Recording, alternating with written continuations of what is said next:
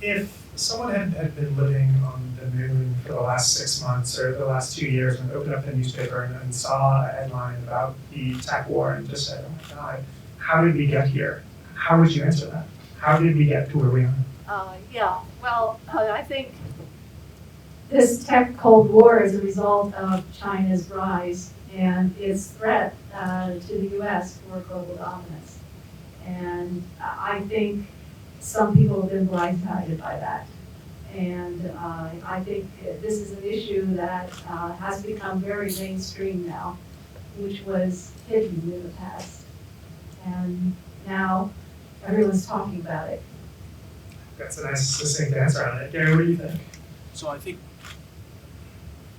it says it's on. Is it on? No. Now it's green.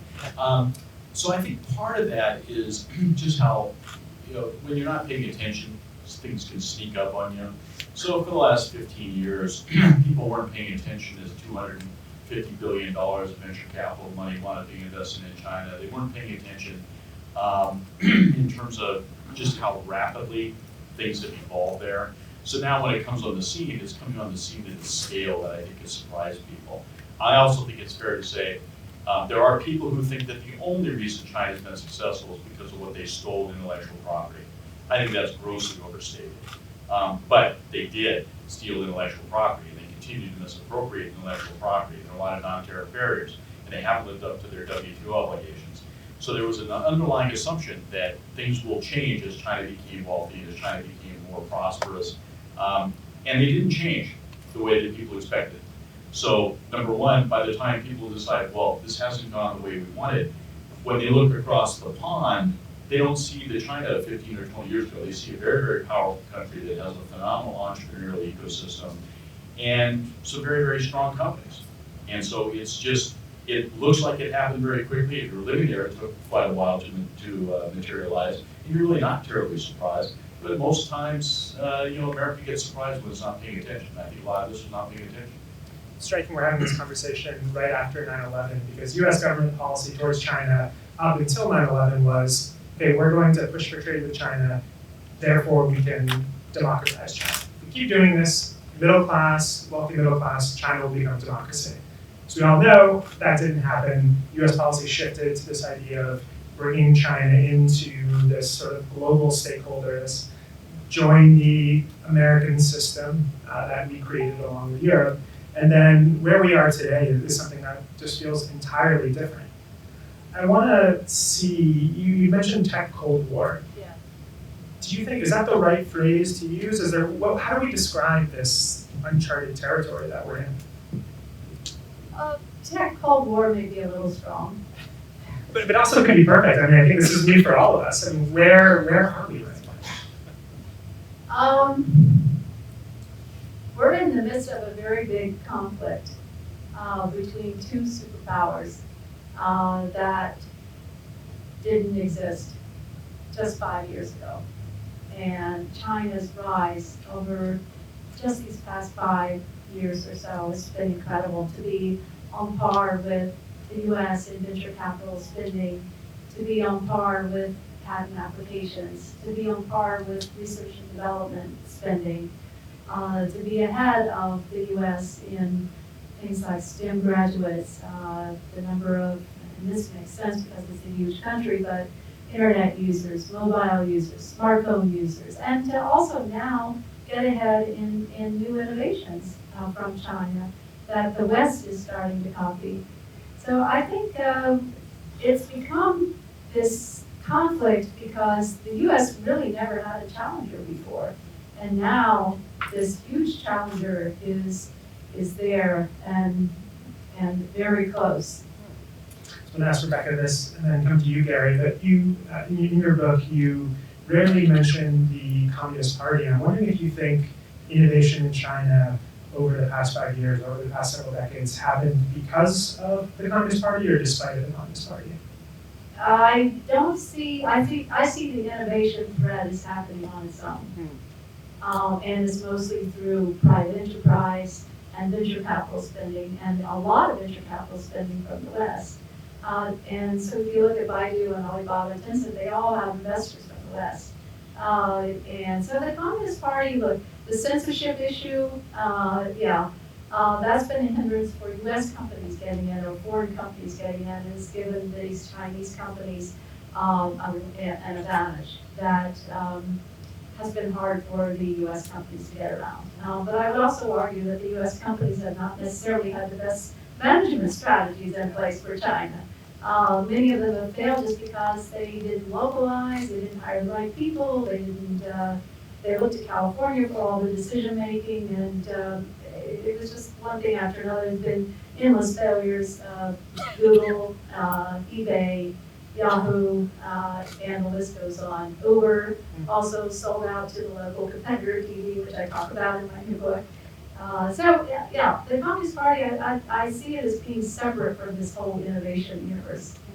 You think, Gary? Yeah, so, I mean, I don't think someone in the Communist Party told Jack Ma to create Alibaba, or Tencent, or Baidu, or Xiaomi, et cetera, et cetera. And I think that what happened is that until the Made in China 2025 program came out, I think a lot of people were relatively unconcerned about the development of the entrepreneurial ecosystem in China. If you go back to the 80s, there was the 863 program that was targeted at transferring automotive technology from the US to China. How many of you would buy a Chinese car today?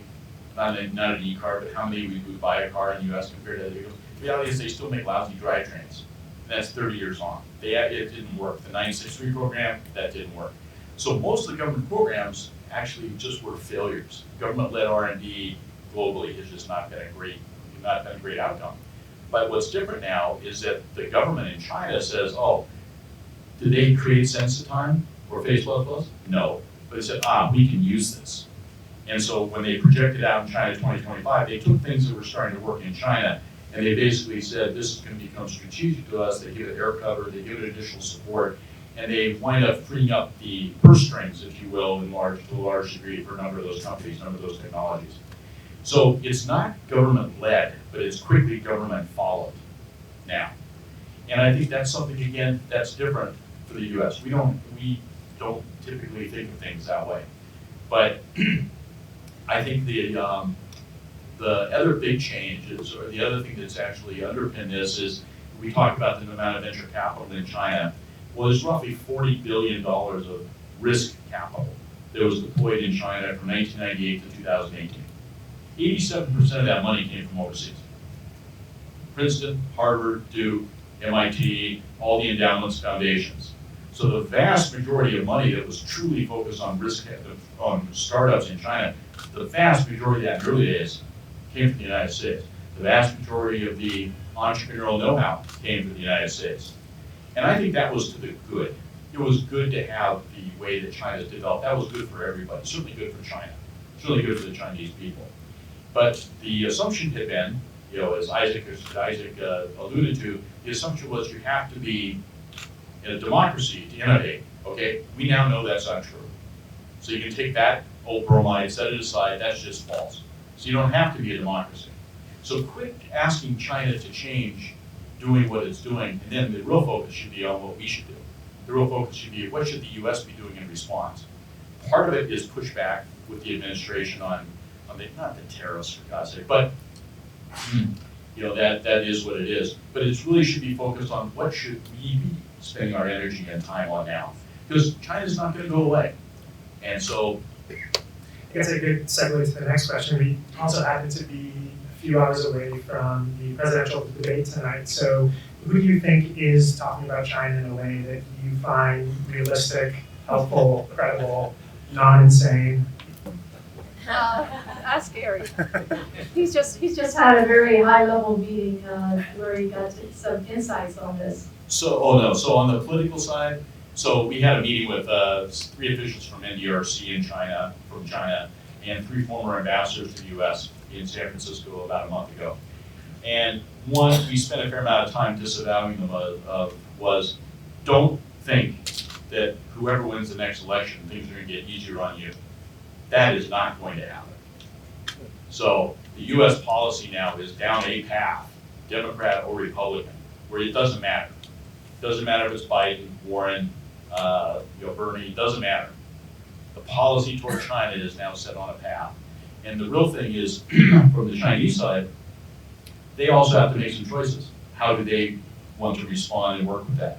I will say that it's more likely, I actually think, if you look at the Democratic candidates, I would expect almost all of them to wind up restoring some form of TPP, which will make life even more difficult for China. I would expect Trump doesn't have that in his DNA.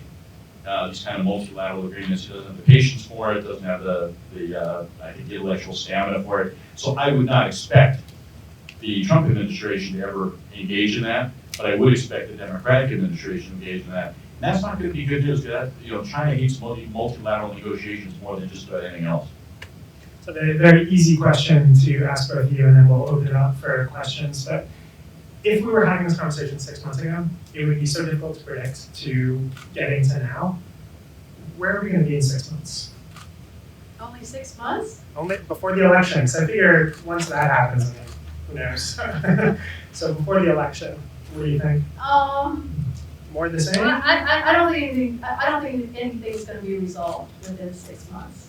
I think these issues are here to stay, and I think they're going to become more pronounced. And I think Trump is going to let it ride out and look like the hero maybe in the end. But it's not going to happen in 6 months. What do you think, Gary? So, someone who is in the White House was at this event last week that we hosted, and they said that Trump would rather lose the election than do a bad deal with China. And that flies in the face of almost everything that you think about Trump. So this person should probably know. And so maybe something will change, because right now Trump may not feel threatened in the election. He's down double digits to every other of the top 5 Democratic candidates. He's down double digits to everyone. So we'll have to see if that changes. But I actually found that strangely reassuring, because I don't want him to say, well, we just got another 20 million tons of soybeans, we're done. There are some fundamental things we need to focus on China. I would spend more time on market access. I would spend more time in terms of non-tariff barriers as opposed to tariffs. I think some of the intellectual property transfer. We also had 2 former commanders of the Pacific Fleet at this event, and they just have, let's just accept, they have access to information no one in this room has. It's just remarkable. And their points of view are, you really don't know as a layperson how much espionage, and it's corporate directed, it's business directed. It's not the NSA probing for intelligence secrets for the military. It's very commercially oriented. He says, you just don't have any idea how much of that really occurs. So I would accept that at face value and say, there are a great number of things that we should work on. So the fact that the president would not settle for just a quick sugar pie fix for political reasons, if that's true, I actually think that's probably good. Just a quick note on that. If anyone wants some tips on how to not get hacked and how to not, for example, keep WeChat on your personal phone, who here has WeChat on a personal phone? I'm recording this whole thing on WeChat, Joe. I mean, someone is. So, yeah, just not a great idea. It's nice to have 2 phones. One of them, some people have access to. One of them only you have access to. Anyway, let's open it up to questions. We don't have too much time, so let's define a question as a brief statement followed by a question mark. So from your understanding of the Chinese... Do you want a microphone? Because I think people can't hear you. We just project. And you have to turn it on. Is it on? No? From your understanding of the Chinese, what would be the route for coming up with a compromise around the set of issues, legitimate U.S. interests that you think that they could accommodate, and what would be a path forward to actually make a deal? So, yeah, I'm way out of my pay grade on this topic. So if you're asking me how much the pre-money should be on an e-commerce deal, I'm much more comfortable answering that question. But I think that what has to happen is so much of what you see, you have to understand, he's not really running for an election, but he is in this is a political debate now. And the mistake that they've made, they've done this before with the Japanese, they've ramped up the rhetoric so high in China that they've put themselves in a position they may not have a ladder to climb back down on. And US, Trump may have done the same thing. So they're gonna have to at least initially find some relatively low-risk ways to climb back off this wall. And they'll have to figure that out. Part of it's gonna be agriculture, because clearly for the administration, for the US administration, that's a really big deal. Clearly I think Huawei, in terms of face for China, a lot of rhetoric today about Ren, the founder talking about licensing Huawei technology to Western, corporations. Nice start. So there's probably elements of that. One of the folks at this conference last week was the person who put in place all of the rules of engagement for the Chinese and US navies. So every time they meet, there's a very specific set of protocols they're supposed to follow. Very interesting, after the first month, he received a whole bunch of messages from his Chinese counterpart on how the US had violated the rules of protocol. And he was like, what? And he looked at the video and he starts laughing, he goes, yeah, we did. And so it's okay, but the thing is, put the rules in place. I think we should spend a lot less time on picking on a particular company, particular technology, and a lot more on what are gonna be the rules of the road. That I think everyone can back down and have a discussion about. I'll ask another, yes, Jason. Thank you for such insightful analysis. Back in 1982 to 1983 timeframe, under the Rieschel doctrine, the Russian was the number one enemy. What do you see? Actually, many of the issues not surfaced. It's nothing new. The control approval, except the part we moving from the normal low tech through and. What's your question? Yeah. Okay. My question to you is that how do you see the geopolitical change affect the future U.S.-China trade and investment in the high-tech area, in the shifting U.S.-Russian, U.S.-China-Russian relations? Great, thank you.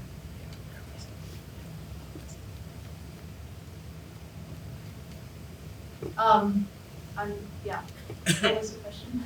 So the question is, so what role is geopolitics playing? The shifting, the evolution of geopolitics in the 90s, when the Soviet Union, 80s and before, they were in power, that was the chief geopolitical threat. How do geopolitics play into innovation? Well, I think we're seeing it being played out right now with this U.S.-China trade war happening. But I have to say that my book really doesn't go into a lot into the politics. It really goes into the innovation that is coming out of China and why it's coming out of China and what that means for the U.S. The policy issues are certainly gotten wrapped into this now because China has progressed so rapidly and it has become a political issue. So, yeah, I guess we could say that there's a Sputnik moment, right? Well, we woke up, oh my God, we're falling behind and we need to catch up. And so the U.S. does need to catch up. And it is a wake-up call for the U.S. I lived in Japan for 5 years, and the interesting thing about Japan is after being there I was initially like, wow. And after about a couple of years, it was very easy to explain the Japanese people and the culture to someone.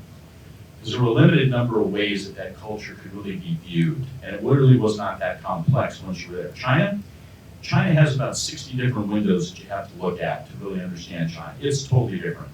Russia, so going back 30 years, there's $500 billion of business that U.S. companies do in China that's not export related today. In Russia, ever? Nothing. There are 128 million people in Russia declining every year. There's 1.4 billion. So those comparisons, this is not a Cold War. I really object to the word war in any of these contexts. To me, these are spats or disagreements. When we start having military ships run into each other, or if they decide to kill ZTE by neutering their supply chain, then we've gone into a very, very different situation. So I think this is unique, partly because of the scale of China, partly because of how the two countries are integrated. And again, we have to separate Americans and Chinese get along great.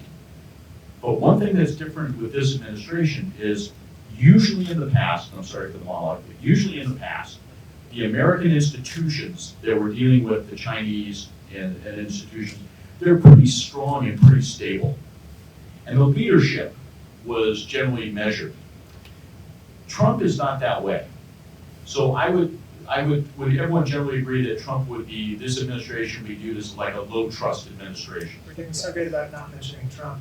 Just, we had about 35 minutes. It is what it is. But, and then China's a low trust country. And so so what happens is when two low trust entities rub up against each other, generally that's not a pretty situation. And that's exactly what we have now. So somehow these two entities have to reestablish trust. Much more has to come from the China side, and the administration's going to have to make up its mind what steps it's willing to take.